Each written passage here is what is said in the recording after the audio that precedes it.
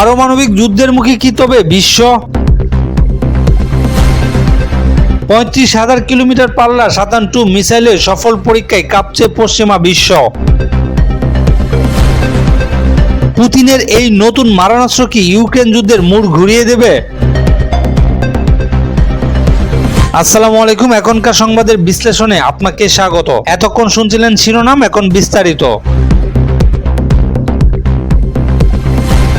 Ukraine ও রাশিয়ার মধ্যে চলমান যুদ্ধ এখন আর কেবল দুটি দেশের মধ্যে সীমাবদ্ধ নেই, এটি এখন বৈশ্বিক উত্তেজনার প্রধান কেন্দ্রবিন্দুতে পরিণত হয়েছে। ন্যাটোর একের পর এক অস্ত্র সহায়তা ইউক্রেনকে রাশিয়ার বিরুদ্ধে লড়াইয়ে টিকিয়ে রাখলেও মস্কো বারবার পারমাণবিক হুঁশিয়ারি দিয়ে আসছে। এটি এই চরম উত্তেজনার মধ্যেই রাশিয়া তাদের সব থেকে শক্তিশালী এবং ভয়াবহ মিসাইল সিস্টেম সারামাত বা যাকে পশ্চিমা বিশ্ব সাতান-2 নামে চেনে, তার সফল পরীক্ষা চালিয়ে বিশ্বকে নতুন করে ভাবিয়ে তুলেছে। এই মিসাইলটি দীর্ঘ সময় ধরে রাশিয়ার হাতে থাকলেও যুদ্ধের বর্তমান পরিস্থিতিতে এর সফল পরীক্ষা এক বিশেষ বার্তা বহন করছে।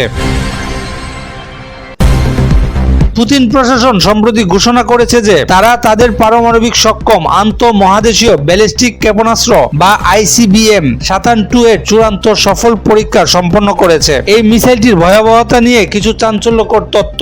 এই মিসাইলের পাল্লা প্রায় 35,000 কিলোমিটার, যার অর্থ এটি পৃথিবীর যে কোনো প্রান্তে আঘাত হানতে সক্ষম। এই মিসাইলের গতি ও ক্ষমতা, এটি শব্দের চেয়ে কয়েক গুণ দ্রুত গতিতে ছুটতে পারে এবং একসাথে 10 থেকে 15টি পারমাণবিক ওয়ারহেড বহন করতে পারে। এই মিসাইলের প্রযুক্তি, রাশিয়ার দাবি অনুযায়ী বর্তমান বিশ্বের কোনো এয়ার ডিফেন্স সিস্টেম বা প্রতিরক্ষা ব্যবস্থা এই মিসাইলকে মাঝ আকাশে ধ্বংস করতে পারবে না। ক্রেমলিন জানিয়েছে এই সফল পরীক্ষার মাধ্যমে রাশিয়ার সার্বভৌমত্ব রক্ষায় তাদের সক্ষমতা আরো এক ধাপ এগিয়ে গেল। এই খবর ছড়িয়ে পড়ার পর আন্তর্জাতিক মহলে তীব্র আতঙ্ক ও প্রতিক্রিয়া দেখা দিয়েছে। সোশ্যাল মিডিয়ায় নেটিজেনরা একে তৃতীয় বিশ্বযুদ্ধের পূর্বাভাস হিসেবে দেখছেন। বিশেষ করে ইউরোপের দেশগুলোতে সাধারণ মানুষের মধ্যে উদ্বেগ বাড়ছে। ইউটিউব ও ফেসবুকে অনেকে প্রশ্ন তুলছেন, পুতিন কি সত্যি পারমাণবিক বোতাম টিপতে চলেছেন? পশ্চিমা বিশ্লেষকদের একাংশ একে নিছক হুমকি বলেও চালিয়ে দিচ্ছে, কিন্তু সাধারণ মানুষ মনে করছেন এই ধরনের পরীক্ষা যুদ্ধের পরিবেশকে আরো বিষাক্ত করে তুলছে। অন্যদিকে রাশিয়ার ভেতরের এই পরীক্ষাকে তাদের জাতীয় গর্ব এবং নিরাপত্তার প্রতীক হিসেবে উদযাপন করা হচ্ছে। বিশেষজ্ঞদের মতে সাতান-2 মিসাইলের এই পরীক্ষা কেবল একটি সামরিক মহড়া নয়, বরং এটি একটি শক্তিশালী রাজনৈতিক বার্তা। এর পেছনে কয়েকটি গুরুত্বপূর্ণ কারণ রয়েছে। প্রথমত কারণ, পশ্চিমাদের সতর্ক করা। ইউক্রেনকে দূরপাল্লার মিসাইল বা উন্নত যুদ্ধ বিমান সরবরাহ করলে রাশিয়া যে কতটা ভয়াবহ হয়ে উঠতে পারে, এই পরীক্ষার মাধ্যমে পুতিন সরাসরি ওয়াশিংটন ও লন্ডনকে সেই সতর্ক বার্তা দিয়েছেন।